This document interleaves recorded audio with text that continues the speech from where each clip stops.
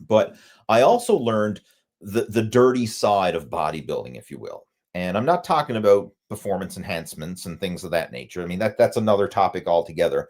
But what I mean by the dirty side of bodybuilding is the all or nothing approach. And,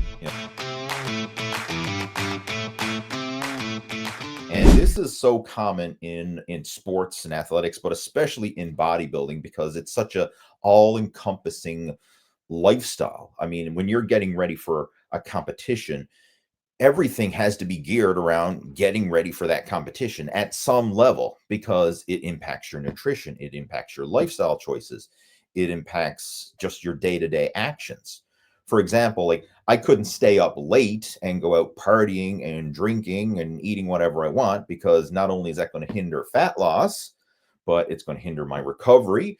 I'm not going to be able to train hard the next day. So knowing all that helped to make me more disciplined in terms of, hey, I got to get to bed at a decent hour. Hey, I'm going to avoid consuming alcohol or junk food and all those things. So you really kind of put on the blinders when you're in competition mode, and it works for the short term.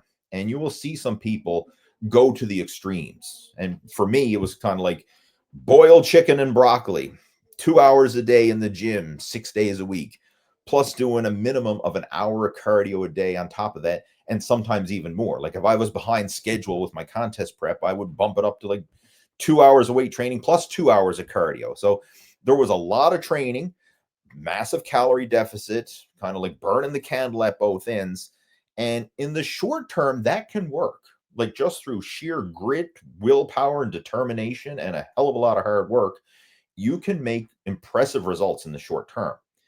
But the problem is it's not enjoyable, it's not sustainable, and I was looking forward to that finish line, right? Like for me, knowing that, okay, I have a competition coming up on this date. Like let's say the competition is 12 weeks away. Okay, I can muster up willpower and motivation and suffer through a short-term contest prep. I can grit this out for the next 12 weeks. But as the competition was getting closer, I'd be like counting down the days, almost like a kid counting down the days to Christmas. And as soon as that contest was over, it was like, okay, where's the all you can eat buffet? Where's the ice cream shop? Where's the bakery? Like, where's all the junk food that I've been depriving myself of for the last several months? Where's that? Because I would go out then and binge eat on all the stuff that I was depriving myself of. And I actually viewed that as a reward. Like, okay, I went through this contest prep. I deserve to have that pizza. I deserve to have that cake and that ice cream. And I deserve to go out for pancakes and sausage and eggs and all that. I deserve all this food. And the thing is with no competition and no consequences per se, it quickly spiraled out of control. So it was the all or nothing approach. And the only thing that kept me on track was knowing that, okay, I'm going to diet down again for next year's competition and do this whole thing over again.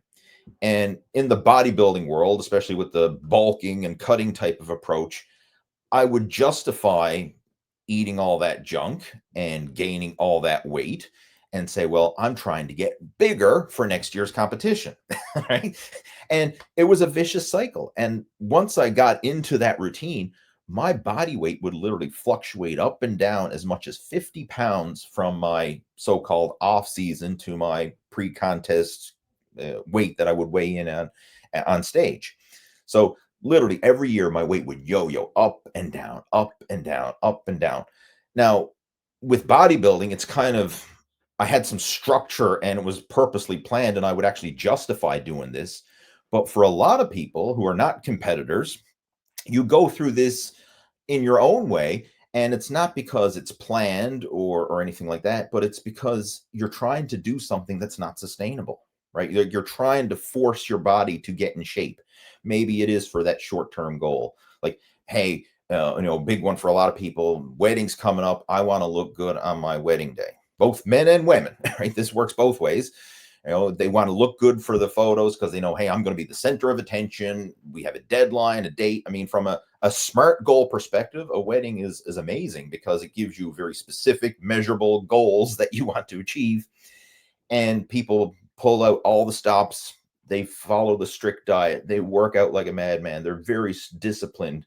and they get the result for the short term. But then as soon as the pressure is off, then it's easy to start sliding back into those old habits again, right? So you're using that short-term motivation to fuel your efforts, but there's no underlining foundation there.